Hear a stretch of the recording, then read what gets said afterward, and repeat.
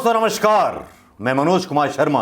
उन बेशर्मियों को खोलने, उन पर्दों को खोलने आपके बीच में जिन पर्दों को कहीं धूमिल कर दिया जाता है, जो सवाल मीडिया को पूछने चाहिए मीडिया कहीं दुम दबा करके किसी बिल में घुस जाता है, जिन भारतीय जनता पार्टी सांसद और विधायकों को कोरोना के टाइम पर लोगों की मदद करनी चाहिए वो कहीं बिल में दुबके हुए नजर आते हैं। कांग्रेस के विधायक मध्य प्रदेश में कमाल कर जाते हैं, पता नहीं कितने लाखों करोड़ रुपया दान कर देते हैं, कोविड सेंटर बनवा देते हैं, लेकिन उनके डाले हुए वीडियो चलते नहीं है, शायद पसंद नहीं आते होंगे आपको।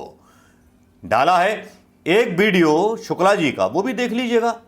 गाहे बेगाहे अगर आपको फुर्सत मिले, अगर देशभक्ति से फुर्सत मिल गई हो तो आप सबको बोल रहा हूं, अपने सब सब्सक्राइबर को बोल रहा हूं, या तो नोटिफिकेशन नहीं पहुंचता या यूट्यूब की क्या कारस्तानी है या क्या कमाल है कि वाकई में मैं हैरान हूं। इतने दिनों आने के बाद वापिस खबरों की गुल्ली गायब कर दी गई है। मीडिया में तो खबरों की गुल्ली गायब हो ही गई है। यूट्यूब पर भी कई घंटों तक इंतजार करना पड़ता है कि एक वीडियो डल जाएगा, उसका नोटिफिकेशन क्लियरिफिकेशन आ जाएगा, तब जाके वीडियो डलेगा। तो हाँ, तो दोस्तों बात कर रहा था बेशर्मी और क्रूरता पर। ऐसी क्रूरता जिस क्रूरता को सुन करके आपका दिल सिहर जाएगा। शायद मौतों को देख करके आपका दिल थोड़ा सिहरता होगा, डर लगता होगा, अपनों को खोने का गम उन लोगों को भी होगा। मेरे बहुत सारे सब्सक्राइबर दोस्त ये सोचते होंगे कि मैं इस विषय पर पहले क्यों नहीं बोला। इंतजार किया मैंने, इंतजार इसलिए करना पड़ा क्योंकि इंतजार करना जरूरी था। इंतजार करना इसलिए भी जरूरी था कि सबूतों के साथ आपके बीच आऊं कि भारतीय जनता पार्टी के लोग कितने बड़े देशभक्त हैं, इसको साबित आपकी अदालत में कर सकूं, आपकी अदालत में यह साबित कर सकूं कि ये लोग व्यापारी हैं और व्यापार इनके खून खून में है। इन्होंने देशभक्ति को आजादी से पहले भी बेचा था, देशभक्ति का नारा देकर के, और आज आजादी के 70 साल बाद भी देशभक्ति के नाम पर लोगों का बेवकूफ बना रहे हैं ये लोग। आप बोल रहे होंगे इतनी सारी बातें बोल गया, कोई सबूत तो मैंने दिया नहीं, लेकिन सबूत दूंगा, सबूत आपके बीच में ही दूंगा। और सबूत देना इसलिए भी जरूरी है क्योंकि यह वक्त की मांग है, यह वक्त की पुकार है। दोस्तों आपको पता होगा कि कुछ दिन पहले एक वीडियो वायरल हुआ था फडणवीस का, जिसमें 50,000 बैल रखने का आरोप लगा था उनके ही किसी आदमी पर, और वो वीडियो प्रियंका गांधी ने भी रिट्वीट किया था। याद होगा आपको, फ्लैशबैक में ले जाना चाहूंगा। उसके बाद एक और खबर आती है मुंबई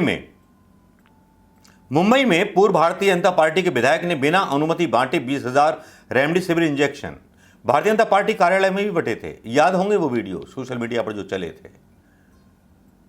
अगर नहीं तो याद दिलाना चाहूंगा आपको कि भारतीय जनता पार्टी के लोग भंडारण कर रहे हैं रेमडेसिविर इंजेक्शन का, जिससे कि ब्लैक मार्केटिंग बढ़े और सरकार को गालियां पड़े। और ऐसे राज्यों में हो रहा है ऐसा जहां गैर भारतीय जनता पार्टी की शासित सरकारें हैं, लोग मर रहे हैं और इन हरामखोरों को पॉलिटिक्स सूझ रही है कि लोगों के मरने का ये मजा ले सकें और सरकारों को बदनाम कर सकें। आज भी ये लोग एक होने को तैयार नहीं है। प्रियंका गांधी अगर बयान देती है तो संबित पात्रा राहुल गांधी पर सवाल उठाते हैं। तो इन जैसे गंदे लोगों पर क्या पब्लिक वोट करेगी? क्या इस वीडियो को आप पब्लिक के बीच ले जाकर के शेयर करोगे? शेयर करो इस वीडियो को और बताइए असलियत इनकी, बताइए कि इनका पजामा कितना ढीला है और इनकी पैंट कितनी काली है। पूरी खबर मैं आपके बीच पढ़ के सुना देता हूं। मुंबई की यह खबर है, लॉस सेवा ने डाली है।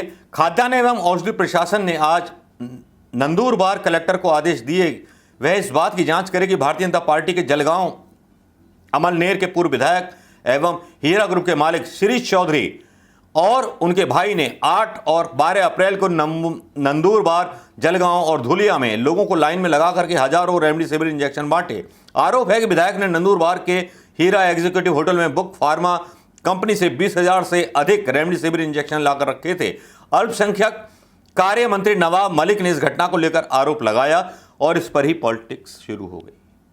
फिर एक और खुलासा होता है कि भारतीय जनता पार्टी ने 7 गोदामों में भंडारण कर रखा रेमडेसिविर इंजेक्शन का। कमी डाल दी है पूरे हिंदुस्तान में। लोग मरे मर जाएं, क्या फर्क पड़ता है? प्रधानमंत्री मोदी का भाषण होना चाहिए, राशन हो ना हो, भाषण होना चाहिए। लोग मरें या दफन हो जाएं, राखों में बदल जाएं, चिताओं में बदल जाएं, लोग अपनों के खोने का गम मनाते रहें, लेकिन इनके किसी ठाट वाट में और सत्ता के ठाट वाट में कोई कमी नहीं आनी चाहिए। अगला चुनाव इनकी एक प्राथमिकता होता है, चाहे बंगाल का चुनाव हो, चाहे मुंबई का चुनाव हो, या मुंबई की सरकार को गिराने का चुनाव हो। आज से पहले चल रहा था कि फलाने महीने तक उद्धव ठाकरे सरकार गिर जाएगी, शरद पवार आ गए हमारे उसमें लंगड़ में, लेकिन ना लंगड़ हुआ ना पंगड़ हुआ, अंगड़ हो गया। और अंगड़ ऐसा हुआ कि उंगली पूरी पिछवाड़े में संघ के हो गई, भारतीय जनता पार्टी की हो गई, पूरी पोल खुल गई।